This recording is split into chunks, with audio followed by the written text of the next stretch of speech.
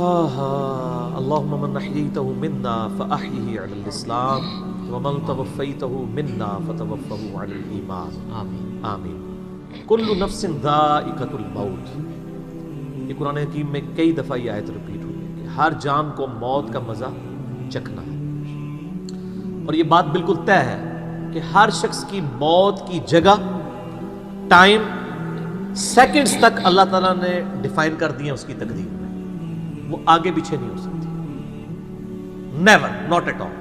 اور یہ جو بخاری مسلم میں آیا نا کہ جو شخص چاہتا ہے کہ اس کی عمر دراز کر دی جائے، اس کے رزق میں فراوانی ہو، وہ اپنے رشتہ داروں کے ساتھ حسن سلوک کرے، تو یہ بھی تقدیر میں لکھا ہوا ہوگا کہ اس کی عمر ہے 60 سال، لیکن یہ اپنے رشتہ داروں کے ساتھ حسن سلوک کرے گا، اللہ تعالیٰ اس کی عمر 70 سال کر دے گا، وہ بھی لکھا ہوگا، وہ 70 ہی ڈیفائن ہوئی ہے، وہ 60 کا 70 بننے کے بعد جو 70 ہے وہ اللہ تعالیٰ نے لکھا ہوا ہے، ٹھیک ہو گیا جی؟ تو یہ اللہ تعالیٰ کے یعنی فیصلے ہیں۔ قرآن حکیم بالکل واضح ہے، سورہ آل عمران میں آتا ہے کہ جب غزوہ احد کے موقع کے اوپر منافقین نے کہا نا کہ ہم نے اپنے بھائیوں کو منع کیا تھا کہ احد کے میدان میں نہ جاؤ ورنہ قتل ہو جاؤ گے، تو اللہ تعالیٰ نے فرمایا اگر ان کی موت کا وقت آ چکا ہوتا یہ خود کھینچے چلے جاتے اپنی مقتل گاہوں کی طرف، یہ اپنے آپ کو روک بھی نہ پاتے۔ پھر سورہ نساء میں آیا کہ تم اپنے آپ کو مضبوط قلعوں میں بھی بند کر لو نا، موت تمہیں وہاں پہ بھی آ کے جائے گی، وہ موت کو آپ ٹال نہیں سکتے، ایک لمحہ نہ آگے ہوگی نہ پیچھے۔ سورہ لقمان کے بالکل اینڈ میں آتا ہے نا کہ 5 علوم اللہ تعالیٰ کے ساتھ خاص ہیں، ان میں ایک ہے کہ کوئی جان نہیں جانتی کہ اس کو کس زمین میں موت آئے گی، ہاں اللہ تعالیٰ وحی کے ذریعے بتا دے، جیسے مسلم شریف میں حدیث ہے نبی صلی اللہ علیہ وآلہ وسلم نے غزوہ بدر سے ایک دن پہلے زمین پہ لکیریں کھینچ دی تھی بدر کے میدان میں، یہاں کل ابو جہل کی لاش ہوگی، یہاں عتبہ کی ہوگی، یہاں امیہ ابن خلف کی ہوگی۔ سر اب آپ عمر سیریز دیکھیں نا، وہاں آپ کو لاشیں پڑی ہوئی نظر بھی ہیں، ٹھیک ہو گیا جی؟ تو یہ آپ صلی اللہ علیہ وآلہ وسلم نے پہلے ڈیفائن کر دی تھی ساری چیزیں، تو یہ اللہ تعالیٰ نے آپ کو وحی کے ذریعے بتایا تھا، اللہ تعالیٰ بتا سکتا ہے اپنے پیغمبر کو، تو واقعی موت کا وقت مقرر ہے، وہ ٹل نہیں سکتا۔ لیکن اس پہ یہ بھی سوال ہوتا ہے کہ اگر کوئی شخص کسی کو قتل کر دے تو پھر اس کا کیا قصور ہے؟ وہ اللہ تعالیٰ کا ایک قانون ہے، اس نے مرنا تو تھا، اس میں کوئی شک نہیں ہے، لیکن دنیا میں اللہ تعالیٰ نے رولز اور ریگولیشن کے ساتھ دنیا کو جوڑا ہوا ہے۔ سورۃ البقرہ میں آیا کہ قصاص میں انسانیت کی زندگی ہے، سورۃ المائدہ میں آیا جس نے ایک جان کو ناحق قتل کیا اس نے پوری انسانیت کو قتل کیا، اور جس نے ایک شخص کی جان بچائی پوری انسانیت کی جان بچائی۔ لہٰذا یہ جو کوئی کسی کو قتل کرے گا تو قرآن میں ہے قصاص کے اندر انسانیت کی زندگی ہے۔ انسانیت 2 چیزوں پہ چل رہی ہے، احترام جان اور احترام مال۔ اگر یہ 2 چیزیں نکل جائیں تو معاشرہ نہیں چل سکتا۔ گوروں کا معاشرہ ہم سے بہتر کیوں ہے؟ بغیر ریلیجن کے بھی احترام جان احترام مال ہے، جسٹس ہے، انصاف ہے، عدالت آزاد ہے، جہاں پہ احترام جان بھی احترام مال بھی ہے۔ سالوں تک وہ ثبوت ڈھونڈتے رہتے ہیں، اس کے بعد بندے کو پکڑتے ہیں، یا بندے پکڑ کے غائب ہو کے مر مرا جاتے ہیں، ان کے رشتہ دار عدالتوں کے چکر کاٹتے رہتے ہیں کہ جی ہمارا بچہ اٹھایا گیا، نہ عدالتوں کو پتہ ہوتا ہے نہ اور کسی کو پتہ ہوتا ہے۔ تو یہ چیزیں تو پھر ظاہر ہے کہ ایک ریونج کریٹ کریں گی نا۔ ہم اس لیے کہتے ہیں عدالتوں کو آزاد ہونا چاہیے، عدالت سے اوپر کوئی نہیں ہونا چاہیے، عدالتیں آزاد ہوں گی باقی سارا سسٹم بہتر ہو جائے گا، ٹھیک ہو گیا؟ تو یہ یعنی اللہ تعالیٰ نے وقت مقرر کر دی ہے، وہ آگے پیچھے نہیں ہوگا۔ اور آپ دیکھتے ہیں کتنے لوگ موت کے منہ سے واپس آ جاتے ہیں۔ حضرت خالد بن ولید رضی اللہ تعالیٰ 100 سے زیادہ مار کے لڑے انہوں نے، اور جب موت کا وقت قریب آیا وہ کہتے ہیں میرے جسم کا کوئی ایک حصہ بھی ایسا نہیں جہاں پہ کسی نیزے یا تلوار کا نشان موجود نہ ہو۔ یہ عمر سیریز میں انہوں نے ان کی موت کا وقت فلمایا ہے، ابو دردہ ان کے پاس بیٹھے ہوئے ہیں اور وہ کہتے ہیں دیکھ لو اگر موت میدان جنگ میں آنی ہوتی نا ابو دردہ تو میرے جسم کا ایک حصہ بھی ایسا نہیں جہاں پہ کوئی زخم نہ ہو، اور میں ایک بوڑھے اونٹ کی طرح بستر مرگ پہ مر رہا ہوں۔ میدان جنگ میں نہیں شہادت ملی، شہادت اتنی آسانی سے نہیں مل جاتی انسان کو، وہ اللہ تعالیٰ جس کے لیے ڈیفائن کرے گا۔ باقی یہ ہے کہ اللہ تعالیٰ نے ان کو ایک فضیلت دی کہ وہ اللہ کی تلوار تھے، ظاہر ہے تلوار تو ٹوٹ نہیں سکتی تھی، تو جو لوگ اللہ کے لیے زندگی گزارے وہ عام حالت میں بھی مرے اللہ تعالیٰ ان کو شہادت کا رتبہ عطا فرما دیتا ہے۔ میدان جنگ میں جانے سے موت نہیں آتی، کتنے لوگ موت کے منہ سے واپس آتے ہیں، اور سر ایئر کریش میں لوگ بچ گئے ہوئے ہیں، اور تو اور چھوڑ دیں جہاں پہ کوئی انسان امیجن نہیں کر سکتا، کئی بم پھٹتے ہیں، بندے مر جاتے ہیں، کسی عورت نے بچہ اٹھایا ہوا ہے، بچہ سیدھا سلامت مل جاتا ہے وہاں سے، یہ اللہ کے فیصلے ہیں کس کے لیے کیا زندگی رکھی ہے. وہ اسی لیے کہا جاتا ہے نا کہ مارنے والے سے جو بچانے والا جو ہے نا وہ بڑا ہے. یعنی وہ ویسے تو مارنے والا بھی اللہ ہی ہوتا ہے، لیکن وہ اس حوالے سے کہا جاتا ہے کہ دنیا میں اگر کوئی سمجھتا ہے نا کسی شخص کو مار سکتا ہے تو، اور اگر اللہ نے اس کی موت نہیں لکھی ہوئی تو نہیں ہے. موت انسان کی زندگی کی حفاظت کرتی ہے. سر میری سب سے بڑی محافظ میری موت ہے. اگر میری موت لکھی ہوئی ہے نا 2050 کے اندر، پوری دنیا مل کے بھی مجھے 2049 میں بھی نہیں مار سکتی. آج 2018 میں تو تصور بھی نہیں. اور اگر میری زندگی لکھی ہوئی ہے 2018 میں ختم ہونی، چاہے وہ ایئر کریش کے اندر ہو، چاہے وہ ہارٹ فیٹ کے ذریعے ہو، چاہے وہ گردوں کے فیلئر کے ذریعے ہو، چاہے برین ہیمریج کے ذریعے ہو، کسی بھی ذریعے سے ہو، تو کوئی اسے بڑھا نہیں سکتا. دیکھ لینا آپ پچھلے دنوں کتنا بڑا ایک واقعہ ہوا ہے. یعنی ہمارے پاکستان میں 3 ٹائمز جو پرائم منسٹر رہے ہیں نواز شریف صاحب، ان کی بیوی 1 سال سے زیادہ وینٹیلیٹر کے اوپر رہی ہے. ان کے پاس پیسے کی کوئی کمی تھی؟ علاج کرانے کا کوئی ایشو تھا؟ سب کچھ کروایا، بچا سکے؟ نہیں. غریب آدمی تو کہتا ہے پیسے ہوتے تھے شاید بچ ہی جاتا. سر جن کے پاس پیسے ہیں وہ بچا کے بتاتے ہیں. موت کا وقت لکھا ہوا ہے سر، کوئی نہیں ٹال سکتا. صرف پیغمبر کے بارے میں بخاری مسلم میں آتا ہے، عائشہ کہتی ہیں کہ نبی صلی اللہ علیہ وآلہ وسلم فرمایا تھا کہ اللہ تعالیٰ انسان جو پیغمبر ہوتا ہے نا اس کے اوپر یہ آپشن رکھتا ہے کہ وہ چاہے تو ہمیشہ کے لیے زندہ رہے، چاہے اسے موت آ جائے. پیغمبر کے علاوہ کسی اور کے لیے یہ فضیلت نہیں ہے. اور کہتی ہیں کہ بخاری مسلم دونوں میں نے وفات النبی پہ مسئلہ 163 بھی ریکارڈ کروایا، اس میں نے بتایا تھا کہ عائشہ کہتی ہیں نبی صلی اللہ علیہ وآلہ وسلم اپنے موت کے وقت بار بار اوپر سر مبارک یعنی اٹھاتے تھے اور کہتے تھے اللہم الرفیق الاعلیٰ. تو کہتی ہیں میں نے جان لیا کہ حضور اپنی صحت مند زمانے میں کہا کرتے تھے کہ موت کے وقت نبی کے اوپر پیش کیا جاتا ہے، چاہے تو وہ دنیا میں رہے چاہے اسے موت آ جائے. تو مجھے لگتا ہے کہ نبی علیہ السلام پہ اس وقت آفر وہ پیش کی جا رہی ہے اور آپ کہہ رہے ہیں اللہ مجھے رفیق الاعلیٰ کے ساتھ ملا لے. تو میں نے کہا مجھے اب پتہ چل گیا کہ آپ صلی اللہ علیہ وسلم کو یعنی وفات ہو جائے گی آپ کی. یہ نبی کے لیے خاص ہے اور کسی کو کوئی آپشن نہیں ملتا. وہ بخاری مسلم میں موجود ہے نا حدیث، حضرت موسیٰ علیہ السلام کے پاس حضرت اسرائیل علیہ السلام. اسرائیل کا لفظ تو یعنی تفسیر طبری میں اور یہودیوں کے ہاں ملتا ہے، یہ بنی اہل سنت کے ہاں بھی رناؤنڈ ہے. اصل میں لفظ ہے ملک الموت. دونوں لفظ ٹھیک ہے. ملک الموت علیہ السلام حضرت موسیٰ علیہ السلام کے پاس گئے، انہوں نے آگے سے تھپڑ مار دیا، ان کی آنکھ نکل گئی، انسانی شکل میں آئے تھے. تو وہ اللہ تعالیٰ کے پاس شکایت لے کے گئے کہ تو مجھے اس شخص کے پاس بھیج رہا ہے کہ جو مرنا نہیں چاہتا. اللہ تعالیٰ نے فرمایا اس کو جا کے کہو کہ تم جو ہے وہ بیل کی پشت کے اوپر ہاتھ رکھو، تمہارے ہاتھ کے نیچے جتنے بال آ جائیں گے نا اتنے سال بھی زندگی تمہاری اور بڑھا دی جائے، سینکڑوں سال. تو حضرت موسیٰ نے کہا اس کے بعد موت. کل نفس ذائقۃ الموت، موت تو سب کو آنی ہے، ایک ہی ہے جسے موت نہیں آنی. یا حی یا قیوم برحمتک استغیث، اے خود سے زندہ اور ہر چیز کو تھامنے والے، باقی وہ سب کو موت آنی ہے. تو انہوں نے کہا پھر بعد میں آنی ہے تو ابھی کیوں نہیں؟ موت نہیں کوئی ٹال سکتا سر، ورنہ پیغمبروں کے لیے ٹل جاتی. وہ پیغمبروں کو جو آفر بھی لگائی گئی ہے وہ یہ نہیں ہے کہ ہمیشہ زندہ رہیں گے، نہیں، قیامت ہے، قیامت میں تو سب کو موت آ ہی جانی ہے. ٹھیک ہے. اور پھر ایک وہ وقت بھی ہوگا جب اللہ تعالیٰ پوچھے گا لمن الملک اليوم، تو کوئی جواب دینے والا نہیں ہوگا، سب کو موت آ چکی ہوگی. سارے فرشتے، جنات، انسان، مخلوقات، اللہ خود ہی جواب دے گا للہ الواحد القہار. سورہ المومن میں آتا ہے آج کے دن اس واحد قہار کی حکومت ہے. پھر اللہ تعالیٰ پوچھے گا کہاں ہے آج وہ جابر حکمران، بڑے بڑے بادشاہ کدھر ہیں؟ تو اللہ کے لیے کوئی مسئلہ ہے کسی کو یعنی پلک جھپکنے میں مسل دینا؟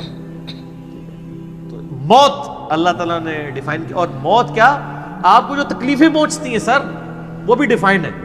قرآن میں وَلَنَبْلُوَنَّكُمْ بِشَيْءٍ مِّنَ الْخَوْفِ وَالْجُوعِ وَالنَّقْصِ مِّنَ الْأَمْوَالِ وَالْأَنفُسِ وَالثَّمَرَاتِ.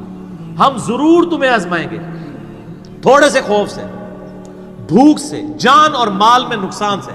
پھر چیک کریں گے کون ہے صبر کرنے والا. اور جو صبر کرنے والا ہے اذا اصابتهم مصیبت قالوا انا للہ وانا الیہ راجعون. تو پھر ان لوگوں کے ساتھ اللہ تعالیٰ ہوتا ہے جو کہتے ہیں ہم بھی اللہ کی طرف سے آئے تھے، اللہ کی طرف چلے جائیں گے، یہ تکلیف بھی آئی تھی الٹیمیٹلی تو چلی جائے گی نا. ان اللہ مع الصابرین، اللہ تعالیٰ صبر کرنے والوں کے ساتھ ہے. اس حوالے سے ایک آیت قرآن حکیم کی بڑی کریٹیکل ہے، مجھے ضمناً یاد آ گئی، سورہ الحدید کے اندر ہے. بہت کرٹیکل آیت ہے، اور یہ ٹاپک قرآن حکیم میں صرف سورہ الحدید کے اندر ہی ایڈریس ہوا ہے، اور جس طریقے سے یہ شد و مت کے ساتھ بیان ہوا ہے نا، آیت نمبر 22-23، اعوذ باللہ من الشیطان الرجیم، ما اصاب من مصیبت فی الارض، کوئی مصیبت بھی زمین میں نہیں آتی، ولا فی انفسکم، اور نہ تمہاری جانوں میں، یعنی زمین پہ جتنے زلزلے آتے ہیں، طوفان آتے ہیں، سونامی آتے ہیں، قحط پڑتا ہے، یہ جتنے بھی عذاب آتے ہیں یا تکلیف آتی ہیں، اور نہ تمہاری جان میں، یعنی کسی کو کینسر ہوتا ہے، کسی کے گردے فیل ہوتے ہیں، کسی کی آنکھ ضائع جاتی ہے، کسی کے اوپر فالج کا اٹیک ہو جاتا ہے، کسی کو ہارٹ اٹیک ہوتا ہے، اللہ تعالیٰ فرماتا ہے یہ ساری تکلیف چاہے زمین پہ ہیں یا تمہاری جانوں پہ، الا فی کتاب من قبل ان نبرأها، وہ تو پہلے ہی ہم نے لوح محفوظ پہ لکھی ہوئی ہے، اس سے پہلے کہ ہم ان کو بھیجے، ڈیفائن ہے، ہونا ہے کہ فلاں تاریخ کو اتنے بجے اس کے ساتھ یہ ہوگا، یہ ڈیفائن ہے۔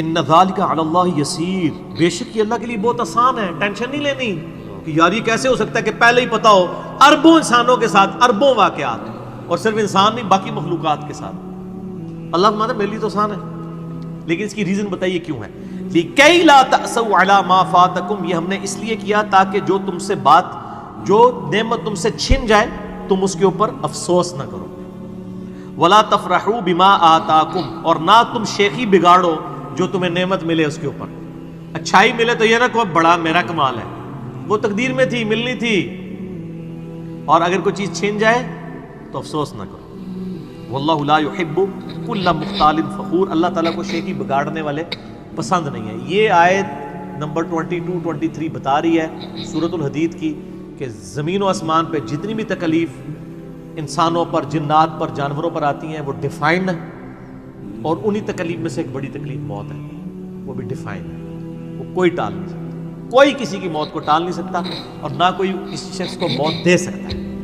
آپ دیکھیں لوگوں نے کتنی ایفرٹس کی ہیں، خود ہمارے نبی صلی اللہ علیہ وآلہ وسلم پہ کس قسم کی ایفرٹس کی گئی ہیں، اللہ تعالیٰ نے آپ کو کس طریقے سے مکے سے نکال کے مدینے تک پہنچا دیا، اور وہ بخاری مسلم میں بڑی مشہور حدیث ہے، آپ تو صرف درخت کے نیچے آرام کر رہے تھے، تلوار سائیڈ پہ لٹکائی ہوئی تھی، ایک عرابی آیا دشمن، اس نے موقع غنیمت جانا کہ آپ سوئے ہوئے ہیں، اس نے تلوار اٹھائی اور نبی صلی اللہ علیہ وسلم کے یہاں پہ رکھ دی اور کہا محمد آج تجھے میرے ہاتھوں سے کون بچائے گا؟ تو نبی صلی اللہ علیہ وسلم نے کوئی کانفیڈنس لوز نہیں کیا، ان کو پتا تھا والذی ارسل رسولہ بالہدی ودین الحق لیظہرہ علی الدین کلہ، اللہ نے اپنے نبی کے پیچھے اللہ ہے، ان کا اللہ بچائے گا، اللہ جب سنا اس کے ہاتھ کانپنے شروع ہو گئے، اس کے ہاتھ سے تلوار ہی گر گئی، نبی علیہ السلام نے وہ تلوار اٹھائی اور کہا اب تجھے میرے ہاتھوں سے کون بچائے گا؟ یہ بخاری مسلم دونوں میں یہ واقعہ، اس نے کہا آپ تو معاف فرمانے والے ہیں، درگزر فرمانے والے ہیں، تو یعنی آپ کے وہ حسن اخلاق سے پھر متاثر ہوا، مسلمان ہو گیا۔ مسئلہ یہ ہے کہ یہ کانفیڈنس آپ کو ہونا چاہیے۔ بخاری مسلم میں حدیث ہے کہ غزوہ حنین کے موقع پر کچھ صحابہ کی زبان سے نکل گیا کہ بدر میں تو 313 تھے، غالب آ گئے تھے، آج تو ہم 12,000 ہیں، کافر تو بڑے تھوڑے ہیں، اور یہ ذکر سورۃ الانفال میں آیا غزوہ حنین کا، یہ فتح مکہ کے بعد بھی ہوئی تھی یہ جنگ، مشرکین عرب سے آخری جنگ قبیلہ حوازن کے خلاف۔ اللہ کا ماتا جب تم نے یہ جملہ بولا نا پھر تمہیں بھاگنے کی جگہ نہیں ملتی تھی، حوازن کے لوگوں نے جب تیر چلائے تو 12,000 میں سے صرف 80 بندے نبی علیہ السلام کے ساتھ رہ گئے، باقی سب بھاگ گئے۔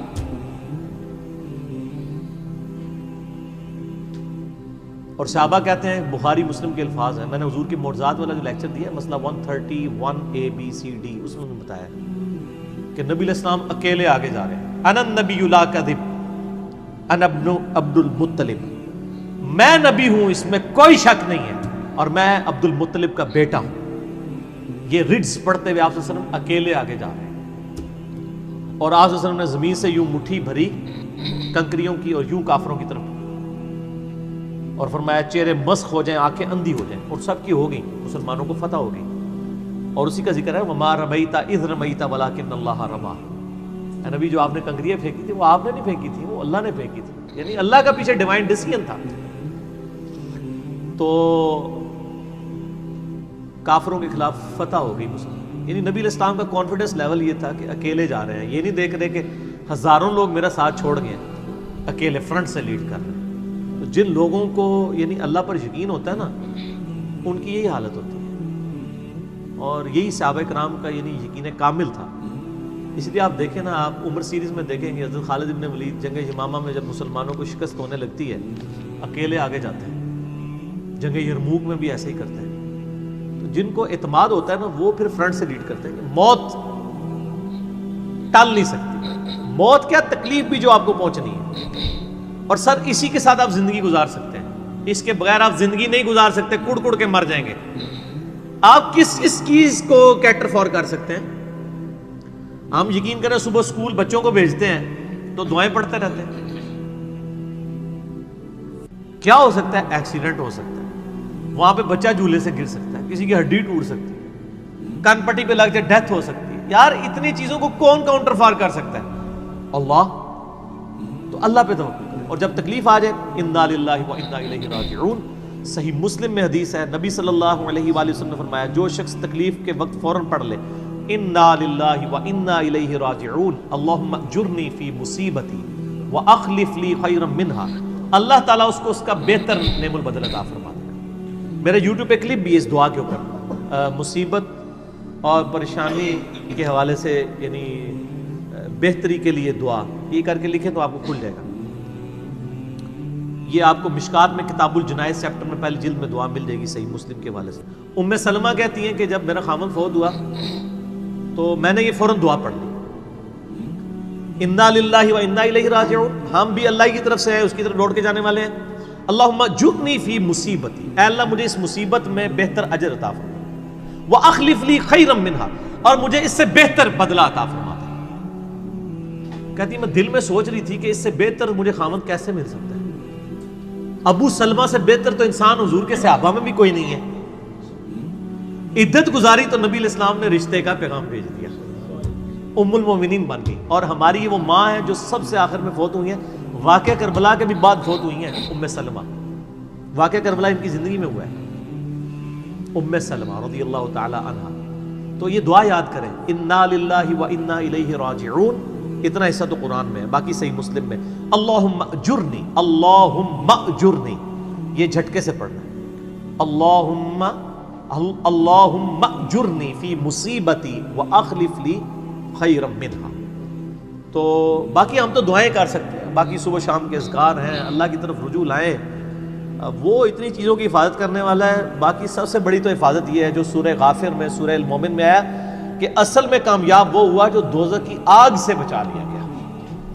سر دنیا میں آپ کو کوئی کتنا عذاب دے لے گا، الٹیمیٹلی تو موت آ کے آپ کو آزاد کر دے گی. جب فرعون کے دربار میں وہ جو جادوگروں نے کلمہ پڑھ لیا تھا تو اس نے کہا تم نے میری اجازت کے بغیر پڑھ لیا،